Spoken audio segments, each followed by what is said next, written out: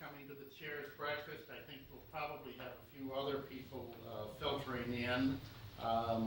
This is May 16th Chair's Breakfast meeting. I'm Tom McCain. I'm the new Select Board Chair. I want to remind everybody that we are recorded by CCTV. The purpose, I think many of you have been to many of these breakfasts before, but I'll just say a few words. I think these are very useful in terms of sharing information so that we can be aware of what everybody else is doing.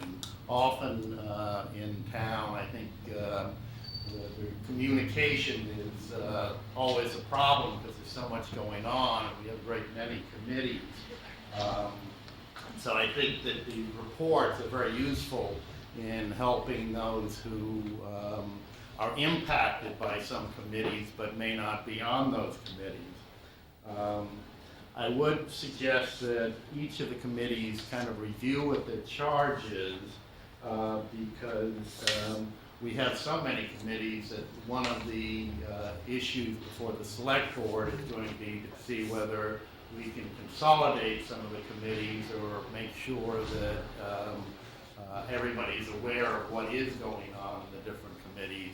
Some committees were set up many years ago to deal with a particular problem that may have been filtered out to another committee at this point, and there's a certain redundancy, so we want to try to correct that.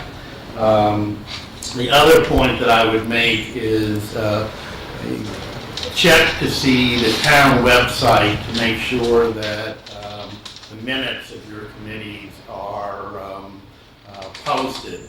I think we all do a pretty good job of keeping the minutes and approving the minutes, but approving them at the committee is not the same as getting them posted on the website.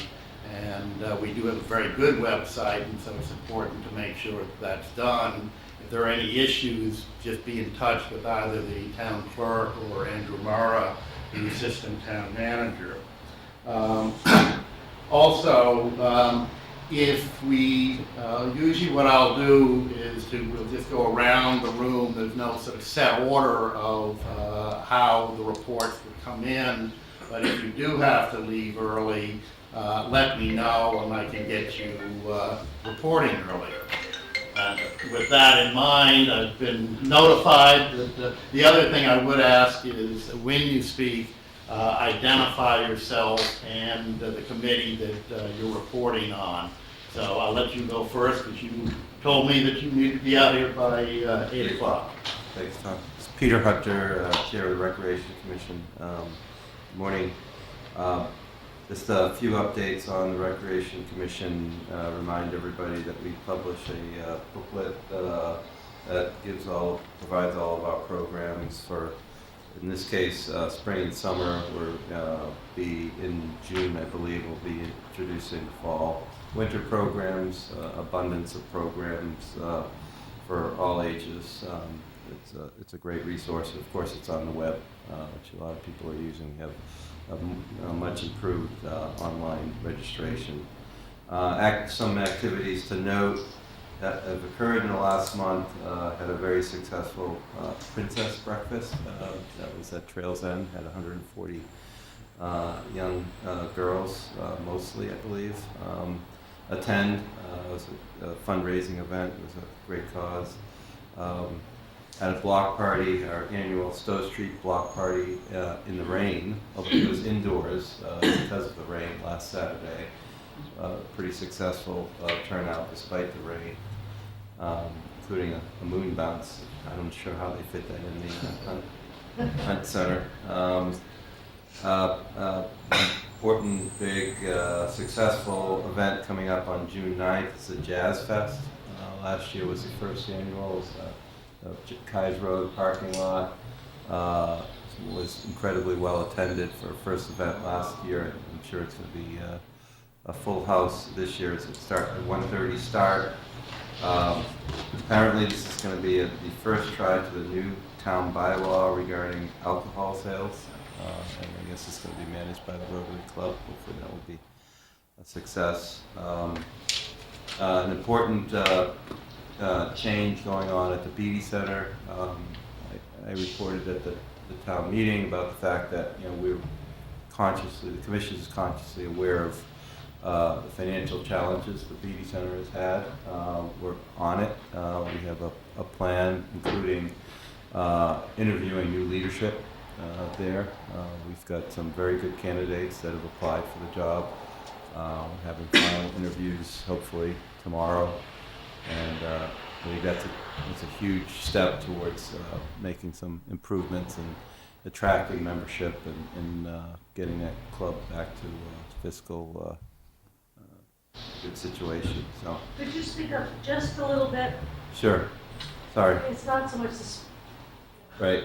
Okay. Thank you. Sorry. No problem. Currently taking registrations for summer programs, including the summer camps, which are, you know, have always been sold out, so I recommend that people get their registrations in sooner than later.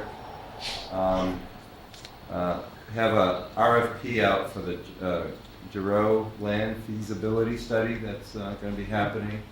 All this information is on the Rec Commission website if you want details on that.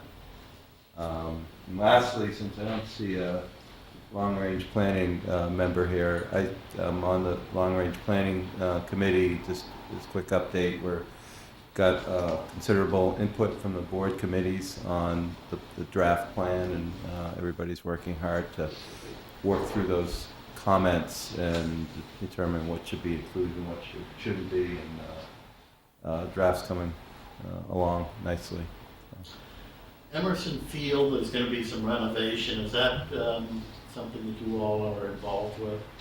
Yeah, I think we mentioned that at a previous breakfast, but yeah, there are, I believe some of the money's coming from CPC. Yeah. Some 200,000. Right. Improvements that are going to be done to fencing and the grass, and just making it a safer, more, you know, an easier, you know, a better park. It's due upgrades for a while.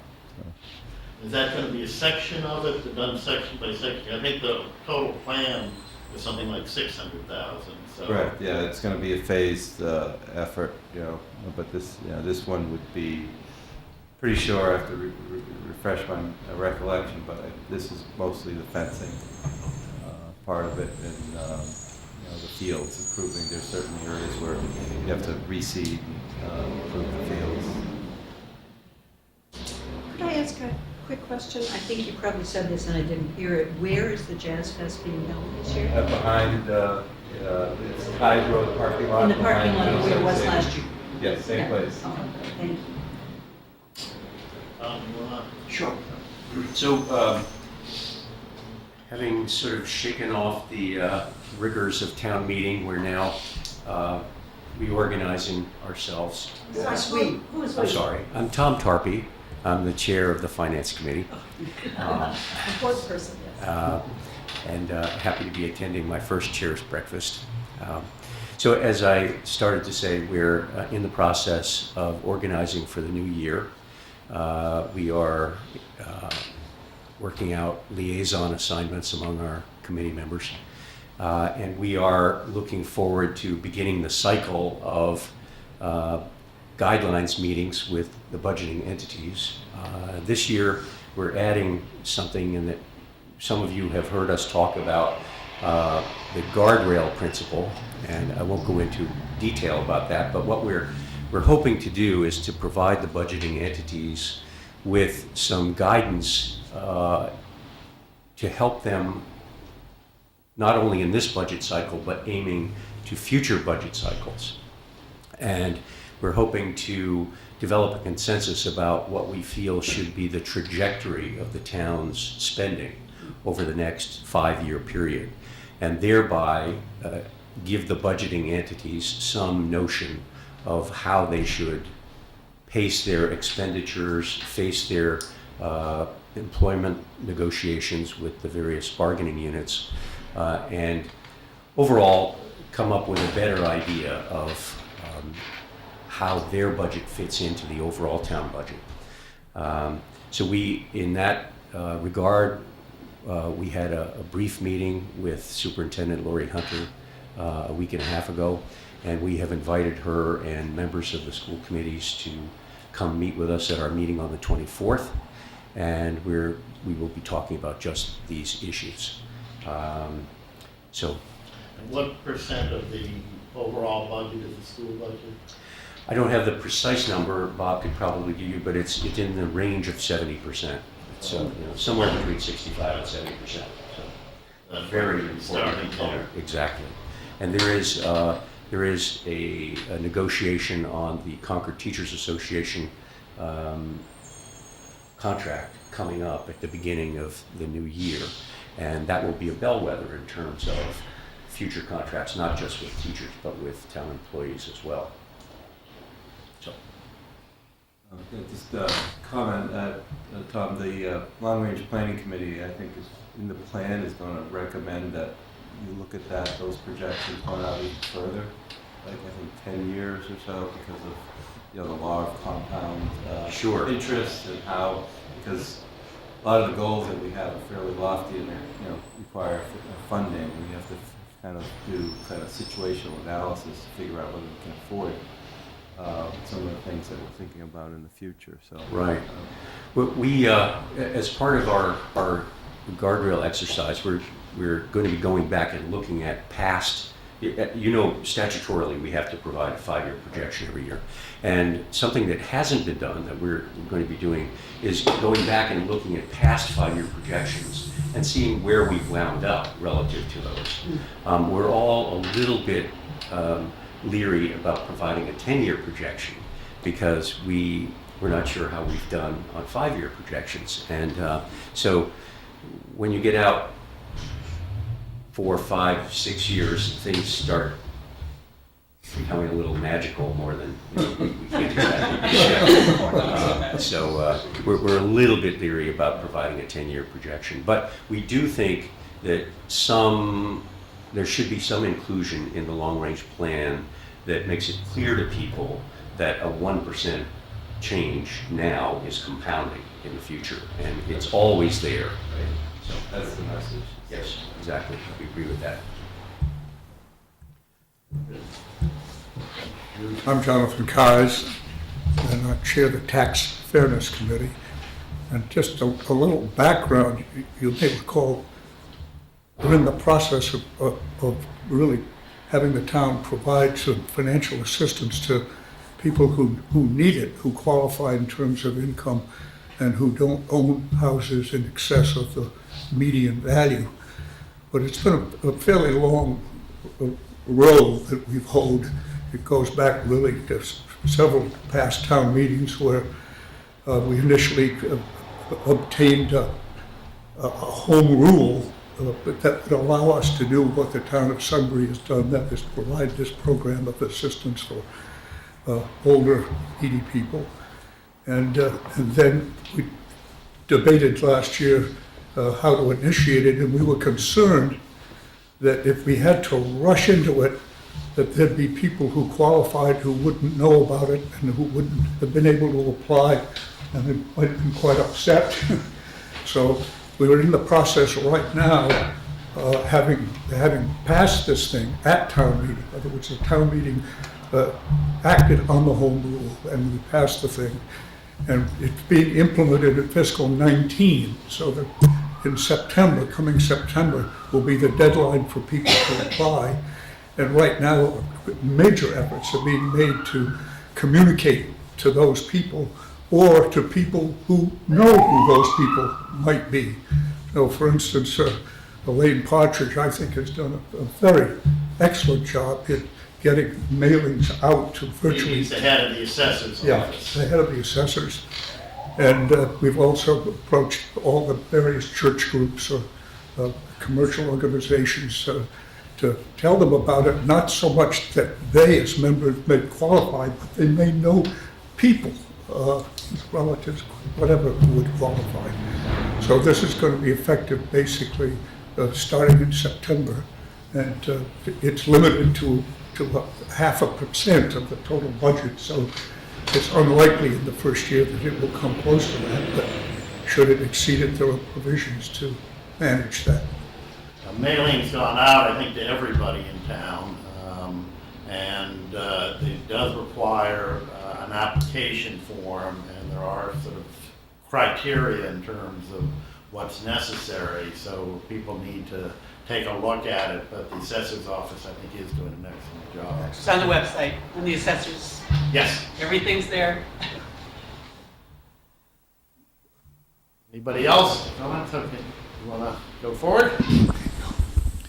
Hi, my name is Gordon Brockway. I chair the Concord Municipal Light Plant Board. Some of the initiatives that the light plant and the board are working on right now have to do with implementing some of the requirements from Article 51 and the recommendations of the Energy Futures Task Force last year. What that basically amounts to is a finding that buying renewable energy is not enough, but that we also have to buy renewable energy credits. These are basically accounting items that keep track of the amount of renewable energy that's been created and input into the grid. And when an entity buys a renewable energy credit, they're getting the permission to take credit for the environmental benefit. So just buying the energy alone is not enough. We need to buy these credits too. That could increase the bill by about 1 cent per kilowatt hour. If we implement this new cost, it will raise, I think, about $1 million, $2 million, enough to cover a substantial portion of the amount of energy that we buy in a year. So we won't get to 100% right away, but that's okay. We can ramp up into this, and we expect that this will be, it will be an increase into everybody's bills, but it should be about a 6% or so increase. So we can't do this overnight. There's a process for explaining to the public what this is about, what the value is, what they're getting in return for this additional cost. We're going to have a meeting on Wednesday, which is basically a regularly scheduled light board meeting, only we're going to have it in the evening instead of ordinarily. If you want to come to our meetings, it's open second Wednesday at 7:30 in the morning. This one is going to be on Thursday at 7:30 at Harvey Wheeler. There are other in the evening this time, so we're trying to switch it up so that different populations can participate. There are some other initiatives that are coming down the pike, but are not as close to fruition, and these include making some changes that would make it easier or more economical for people to adopt electric vehicles and to heat their house or generate their hot water with electricity. So, Gordon, on what date will this meeting be held? Next Thursday, This coming, the 17th. tomorrow? Yep. Thank you. Jean, you want to go this way? Okay. Jean Goldsberry, I chair the Commission on Disabilities, and we are continuing some work with Joan Heron around indicating places on the Concord GIS map that are where in a building the accessible entrances, where there might be accessible parking. So that's an ongoing project that we're working on. We also are communicating with the town about some concerns about the entrance to the one of the newest town buildings at 55 Church Street, which has had a lot of remodeling, but the entrance is not it's not accessible, and more than that, it's not safe for someone in a wheelchair. So we're communicating with the town and hope that we can help them on that. We'll be discussing at our meeting tomorrow evening the possibility of having a speaker in the fall from the State Consumer Affairs Department who might be able to come and talk about scams and identity theft and so forth, not just for people with disabilities, but for any of us. So that's kind of what we can do. You've seen that the town has sort of started the action in terms of the building over on Fourth 55 Street. Church Yeah. Street, yes, yeah. I'm Janet Miller. I am the new chair of the Comprehensive Sustainable Energy Committee, CSEC, as of last week. So this is my first presentation here. So the primary focus of CSEC over the past few months has been a Heat Smart program. You may have seen banners and lawn signs about it. We got a grant from the state together with Carlisle and Lincoln to install ground source or air source heat pumps and also modern wood pellet furnaces. We had 4 meetings, 4 Meet the Installer meetings, 2 of which were in Concord. So far, 120 Concordians have shown interest, and at least 11 households have signed contracts for ground source heat pumps and 9 for air source. We don't know of all the contracts that have been signed, so probably more than that, we just don't know. People can sign up until July the 31st, and the installation must be completed by the end of this year to qualify for the rebates. There's also an open house this weekend for ground source heat pumps on Saturday and air source heat pumps. You know, these are households that already have these systems installed. And if you're interested in going, find the Heat Smart website and you can sign up there.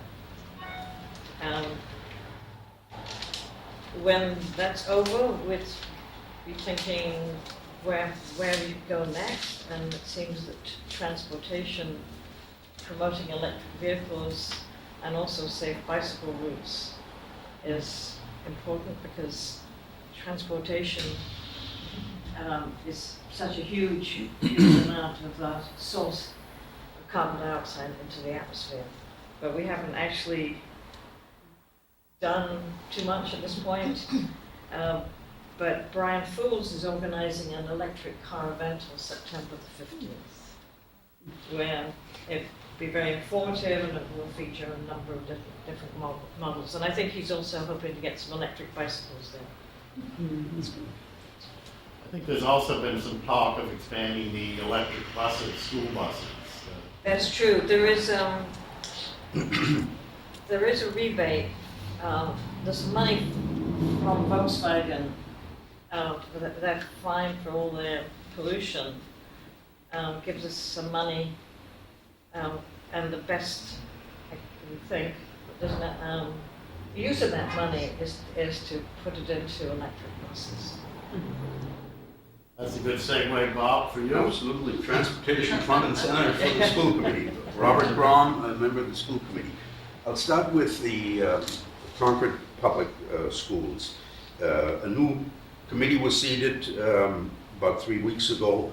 Joanna Boynton is the new chair and Wally Johnson is the new vice chair. 2 matters that concern both districts. We're in the middle of our annual superintendent evaluation process, and that's quite an involved process and time-consuming and so forth, but obviously extremely important. It's one of 3 major functions that the school committee has every year. And I'm very happy to say that we have approved a contract for the new Director of Finance and Operations, Jared Stanton, who will start July 1st. And so this continues the transition that we're going through with the new superintendent and, quite frankly, many new principals at some of our schools. And then concerning the regional school committee, Tom has already touched upon our cooperation in terms of having a better approach to the whole guidelines process, and I'm very hopeful, and the signs are there that we're going to be able to improve, the process, given what's happened in the last few years. The new regional school committee is going to be seated this coming Monday evening. We have a new member from Carlisle, and we had one retire from Carlisle, so we will be at full force again after Monday. And the Campus Advisory Committee published its about 29-page report based on 2 or 3 public forums and probably 9 or 10, 11 meetings, and has come up and presented this report about 10 days ago. And they've mainly 4 major ideas that have come from the research that's been done. And the 4 are, there's a lot of interest in a track at the high school. There's a lot of interest in a community garden, in a greenhouse, and there's a lot of interest in a outdoor learning commons. So we're going to be looking at that. But an issue that keeps bubbling up at virtually every meeting we have is additional parking at the high school. It's a problem. It's a real problem, and of course there are 2 sides to that issue very clearly, because we're not trying to encourage additional traffic to the high school. Nevertheless, it's creating a lot of anxiety and stress, and so we're going to have to find a good solution to this. It's not going to be easy, but we're working very diligently. More bicycle racks? There you go. And I will be talking to Janet here after the meeting. Require the kids to use buses and not drive their own cars?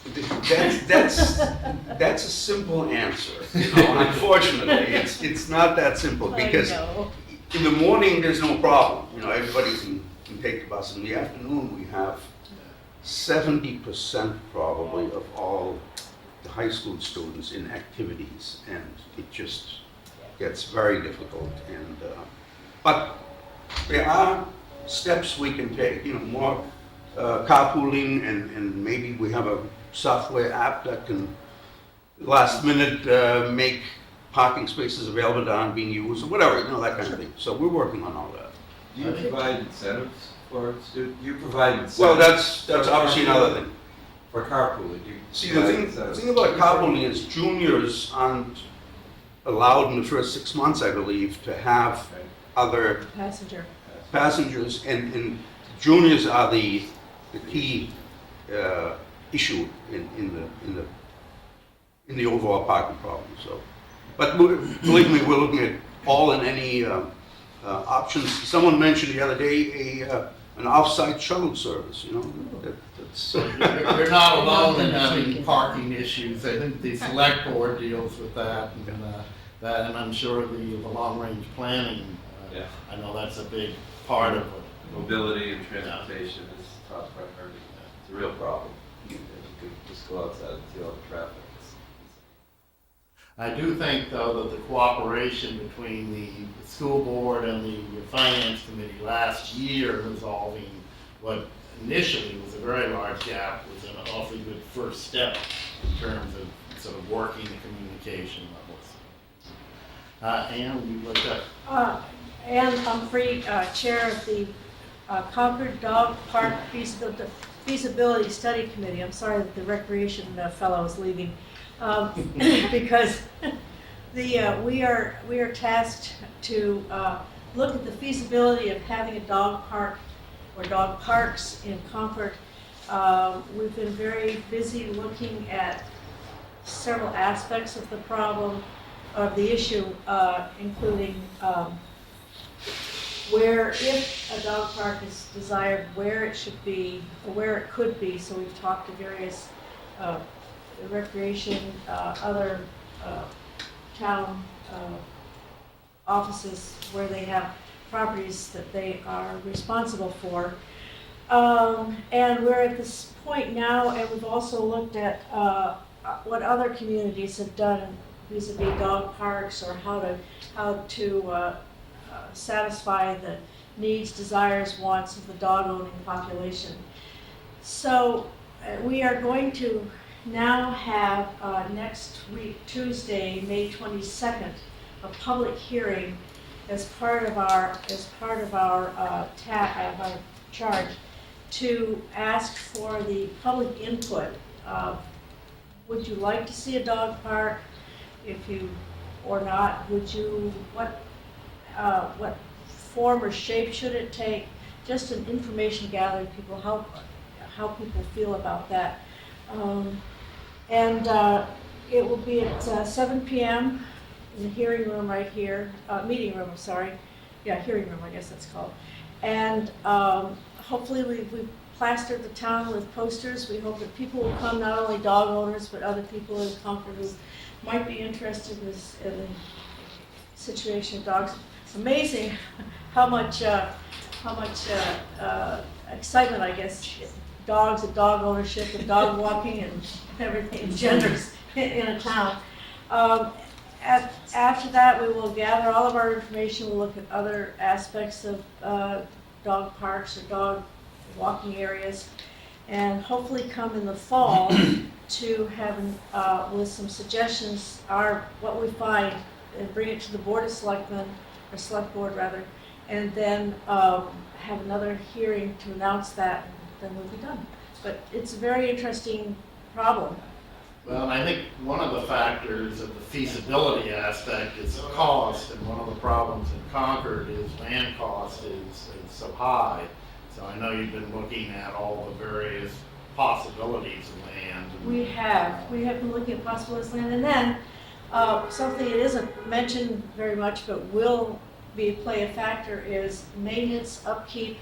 We do have a dog park, depending what kind it is, there still will be maintenance. I mean, there'll be fencing, there'll be parking, there'll be ongoing. Waste receptacles. Waste receptacles, a big part of it. And I just was going to tell the recreation folks that we're very pleased that that the town has continued to provide a waste receptacle for people who walk their dogs at Emerson. And I will say that the people who walk their dogs at Emerson are very good about policing the area, and being careful that dogs don't enter the children's area, and that they pick up after themselves, or encourage somebody else, or pick up somebody else's if they see one's poop. So we're hopeful that we can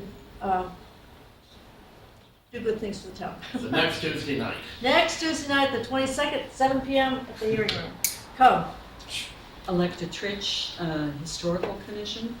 And before your calendar gets totally full, please record on it if you have not already received an email invitation, which were supposed to have gone out last week.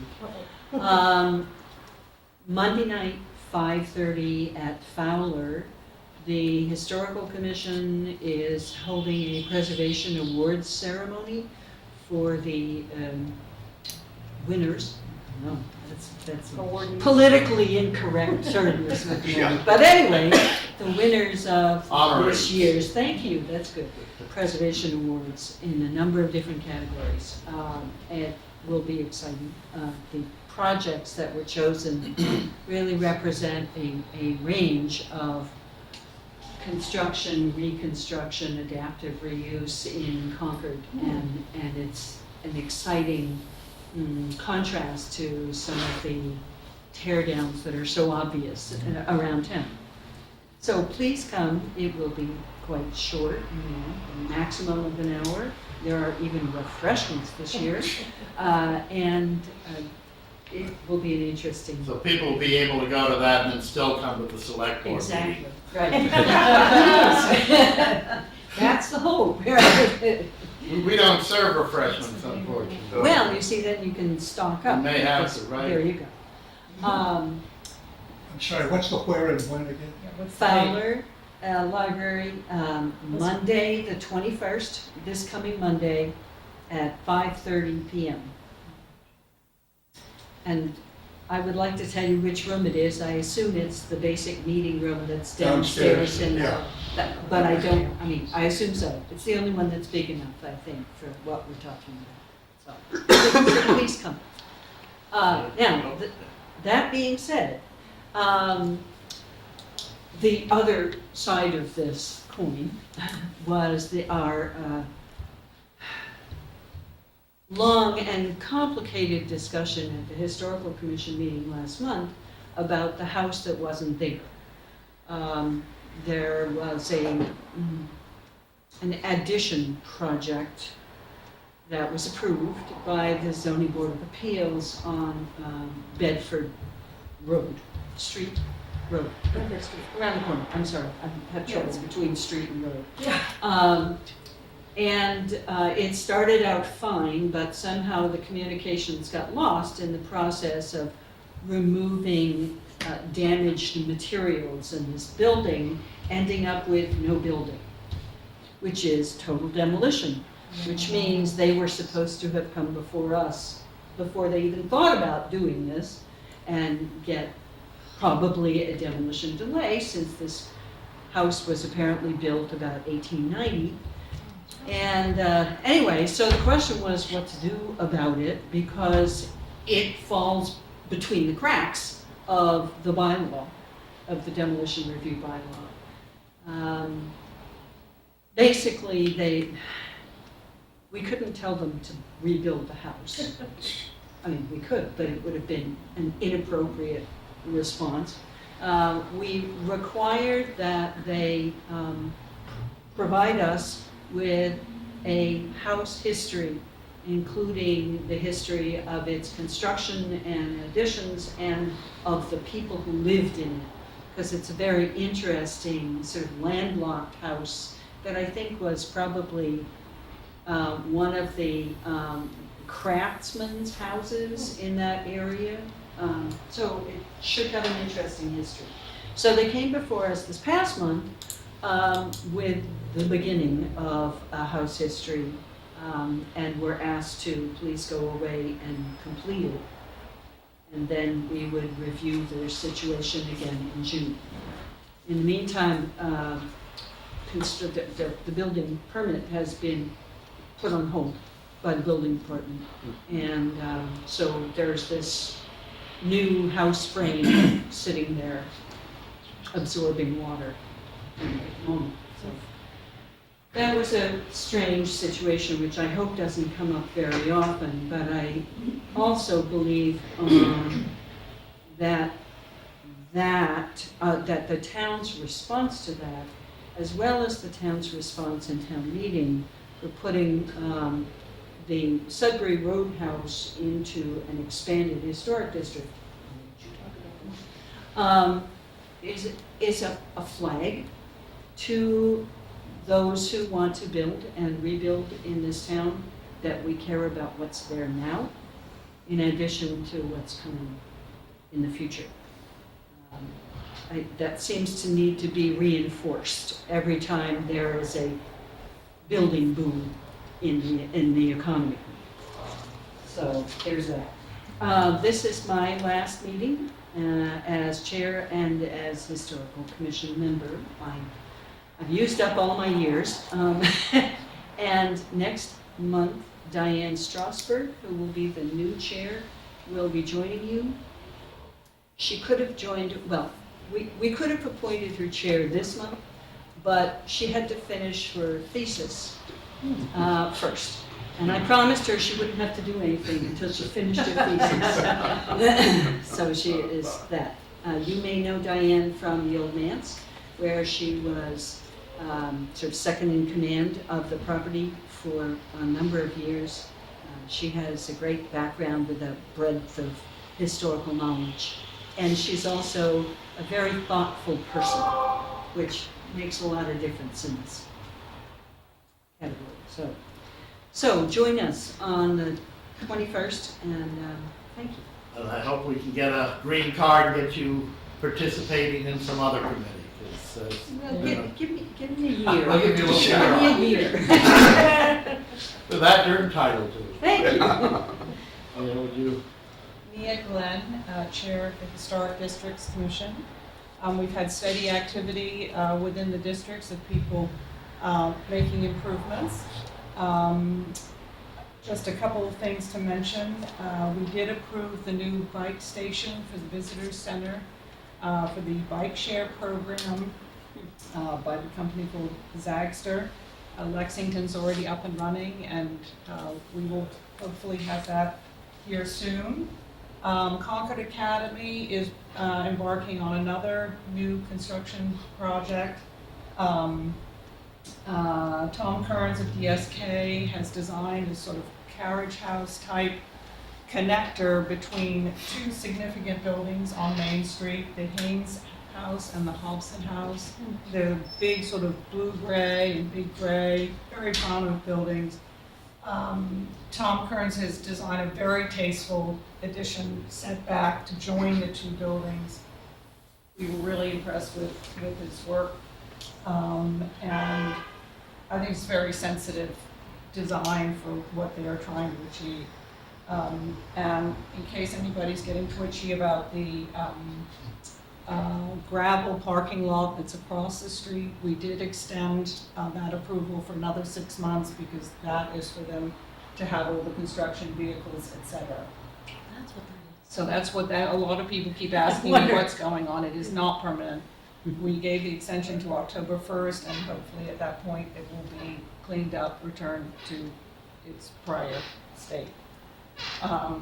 As Electa said, we were thrilled that the warrant article for 387 passed, and now we're trying to look forward to the future to try and see how we can encourage people to voluntarily put their houses into the district or a single house district, so we aren't faced with these dramas of having to save a house at the 11th hour after the demolition delay doesn't serve its purpose.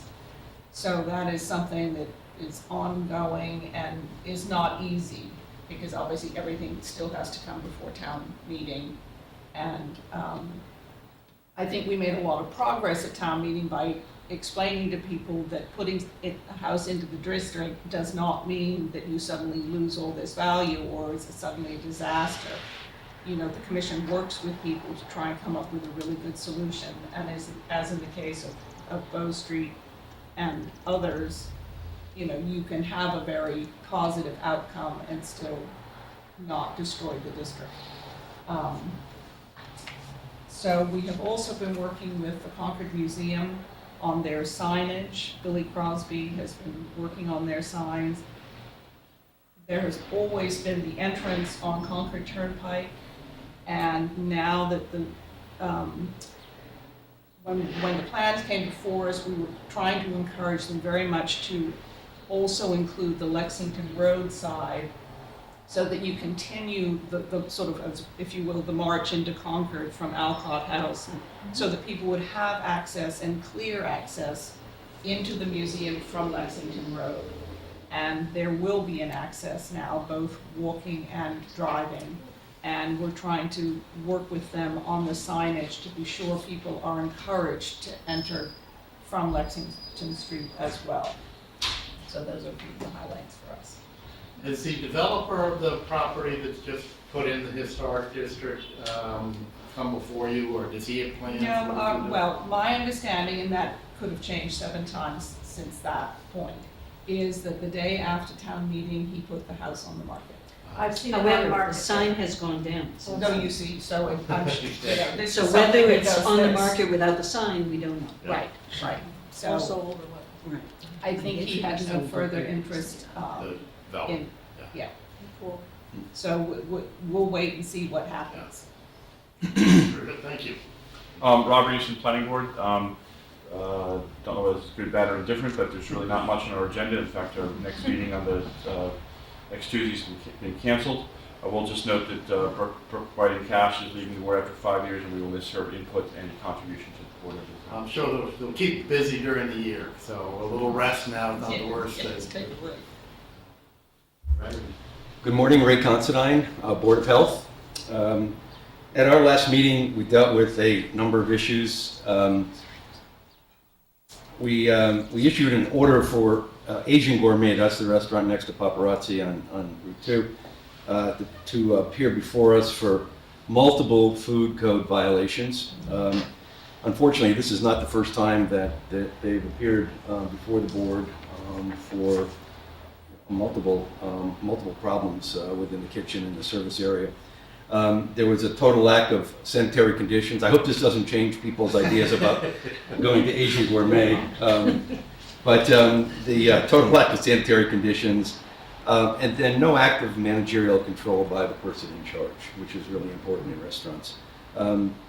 So we required them to fix the multiple violations, and we also required them to hire a food safety consultant to train their staff to go through the restaurant and point out all the deficient areas. And then we've stepped up inspections. So they'll be inspected on a weekly basis, which is fairly aggressive, a weekly basis for the next 90 days. And if they're able to continue to maintain the sanitary conditions, then we'll back off on the frequency of the inspections. And if not, they get closed down? Or? They could potentially get closed down. We could close them for a week, which would have a significant financial implication for them. And they were made aware of that at the hearing. This is about the third or fourth violation, the restaurant violation we've seen over the past year.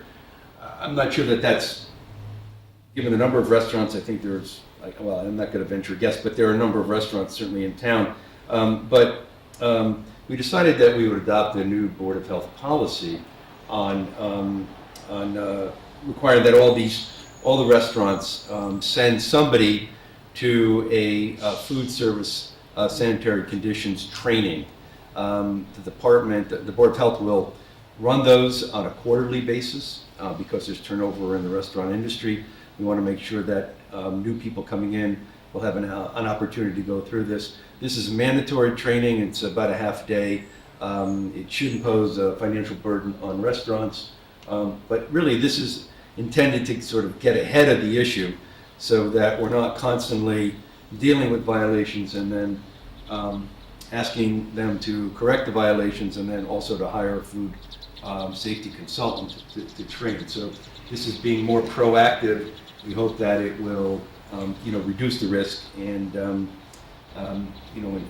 really protect the public for things like neuroviruses and E. coli contaminations and things like that. So something on a proactive basis for the department, for the board. We approved a septic betterment lien at 283 Old Picard. It's sort of the septic season. We saw 8 of them last month and continue to see that. And then we finally discussed a plan for public outreach for the upcoming special town election on marijuana. We're willing, the board is willing to speak to community groups. Shortly this morning, I'm going to be speaking to the Alcott PTG, and we have other speaking engagements planned. If you have groups that you'd like us to speak in front of on the marijuana question, we'll be glad to do it. We have 3 or 4 speakers from the board and a couple volunteer physicians that are willing to speak on the issue. Of course, we passed Article 30 at town meeting, but because of state law, we have to take a second vote at a town election, which the select board now has chosen or selected as June 12th for that election, to essentially ratify what took place at town meeting on marijuana. So it doesn't give us much. much. To allow the planning board to have a break, because the whole purpose was that there would be otherwise tightness in terms of zoning. If these speakers speak, did they take positions on this thing? Well, we just want to educate residents about what Article 30, the implications for Article 30, and want to explain it.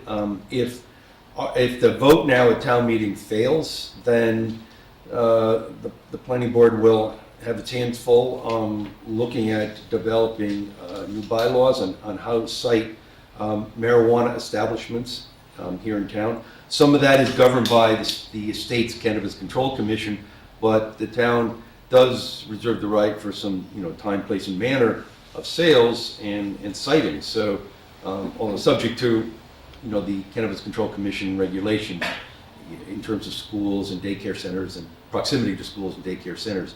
But the town does have some latitude, and the planning board would have to develop new bylaws for siting. The Board of Health obviously isn't in favor of bringing in retail and cultivation and other forms of marijuana. So, we're happy to explain our position, what was the thinking behind it, to any community group that'd like to hear it. I believe the League of Women Voters is going to try to have a forum on the issue as well. June 1st. Right. Yes. Do you want to speak to that? No, it's Oh, just June 1st. I don't know if the final Yeah. speaker participant thing has been I figured think out. that's but- still being worked out. Yeah, should be at Fowler Library, Yeah. 9:15 a.m. And I believe, Tom, you're going to moderate that, is that right? I don't know, Oh. but we'll see. I think that's all being worked out. Yeah, good. All right, thank you. Terry Ackerman, Vice Chair of the Community Preservation Committee. Our reorganization meeting will be at this coming Tuesday, May 22nd, and we'll be welcoming a new member, Hester, to replace Linda Escobedo, who is now on the Select Board. We also will be saying goodbye to Barbara Pike, who has been long-serving, and we're looking for a new Select Board appointee. June 12th will be our information session. This is something that we always hold in September, but last year we started also holding one in June, and that was very helpful for new applicants who didn't know about the process. We have a very early process that has to finish around Thanksgiving. So that means our deadline for applications is in September, our sidewalks are in October. So to have a June info session has been very helpful. So that's going to be June 12th. And we'll have it again in September. State funds continue to drop. Boston, Springfield, and some other big cities have now joined the Community Preservation Act, so the pot of money will have to be divided even further. And hopefully the legislators will figure out another source of funding. We'll see. Good luck with that. Yeah. Yeah. What's the application deadline for the next cycle? It's early September, but Not August. we haven't had, no, it's not August, and we haven't had our first meeting yet, even. So we're going to be setting all those dates this coming Tuesday. All right, thank you. Cynthia Rainey, Board of Assessors. We completed our abatement application review, which is the bulk of our board's work. Although this year, as was discussed earlier, we have a new senior means tested program, which it's our first year. We're really don't know how this is going to go in terms of numbers of applications and how qualified the applicants are. So it will be interesting to see now that one of the requirements is your tax return, and obviously, hopefully everybody sent those. So we'll see how many applicants we get. I think working out the guidelines was not an easy process. No, it was not. So we'll see if those were the correct guidelines or not. One of the factors is if people get state funding or assistance in other capacities, how does that impact the qualifications? And also, I've heard there's some discussions about citizens who receive private funds Yeah. or how we deal with that. Thank you. Well, there's one other, Carolyn Flood is unable to be here today, but she, Minuteman School Committee, and she emailed me, said, update from last night's meeting. The superintendent was notified today that Minuteman has been awarded another $500,000 grant for equipment generally related to its advanced manufacturing and trades program that will be fully realized in the new building. Special legislation that would allow the district to lease land, buildings, or parts thereof for a period of up to 50 years for purposes consistent with the mission of the school district has been given House Bill H4473 and assigned to another committee. Proceeds will be used to offset debt on the new building and other capital improvements over time, subject to the approval of a majority vote of the school committee.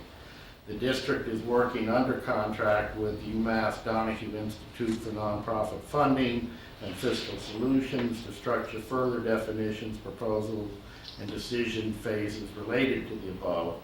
The building project itself continues on schedule and on budget. Foundations, framing, and structural components for roofs and floors are in place with work beginning on walls. Gary, so things are moving along in that area as well. So I think we decided we were going to try to aim for 8:30 for closing, and I think we've done pretty well. So thank you all, and we'll see you next month. Thank you. I have a question for you.